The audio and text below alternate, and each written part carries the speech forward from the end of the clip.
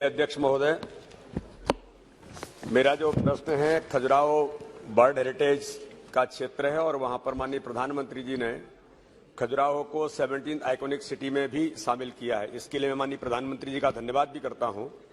मैंने जो प्रश्न किया उसमें माननीय मंत्री जी ने जो जवाब दिया है, जवाब विस्तृत आया है, मैं उनको धन्यवाद करता हूं।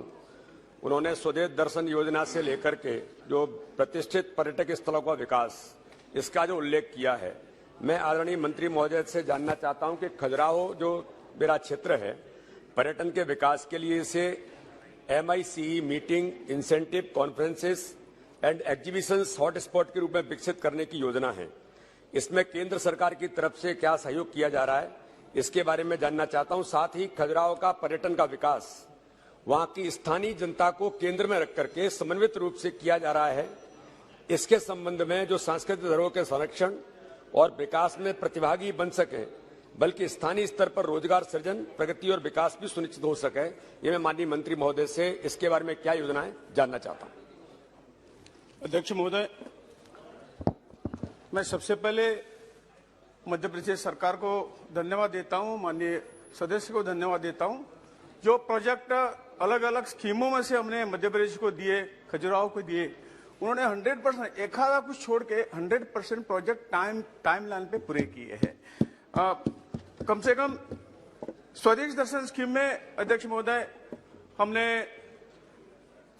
45,000 करोड़ के प्रोजेक्ट जो दिए हुए थे, ये मोर देन 90% कंप्लीट हुए।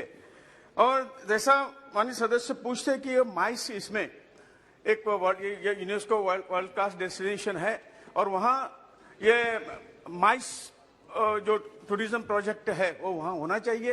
और इसके लिए जो हमारी पॉलिसी अभी बन रही है और पॉलिसी बनने के बाद इसका नाम, खजुराहो का नाम भी उसमें है, इसके ऊपर हम निश्चित रूप से गौर करेंगे। माननीय अध्यक्ष महोदय, मैं आपके माध्यम से माननीय मंत्री जी से जानना चाहता हूं कि खजुराहो संसदीय क्षेत्र में जिस प्रकार से माननीय प्रधानमंत्री जी ने अभी वाटर कंजर्वेशन के बारे में बात की है, मेरा क्षेत्र चंदेल राजाओं के हजारों तालाब का निर्माण वहां पर हुआ है, लेकिन आज के समय में अगर हम वहां पर डेवलपमेंट की बात करने का प्रयास करते हैं तो ASI के द्वारा जब हम डेवलपमेंट की बात करते हैं तो स्थानीय प्रशासन इसके लिए असहाय हो जाता है कि ASI इसमें ऑब्स्टेकल बनकर के खड़ा होता है।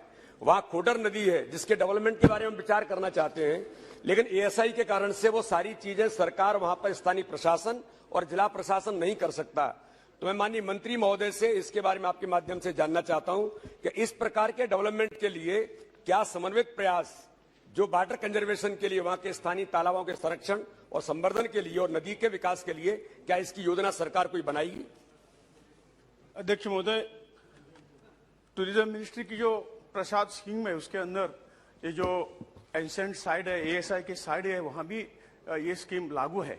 और मैं माननीय सदस्य से कहना चाहूंगा कि यदि स्कीम वो जो प्रोजेक्ट नहीं डाला तो कम से कम ये स्कीम में डाल दीजिए। और वो खुद ASI करती है वो प्रोजेक्ट पूरा, ये से उनको ही हम फंडिंग करते हैं। और मेरे ख्याल से इसी स्कीम से अंदर जो कुछ सदस्य कर रहे हैं वो हम उसके लिए मदद करेंगे। Supriya Sule ji. Thank you sir. I would like to ask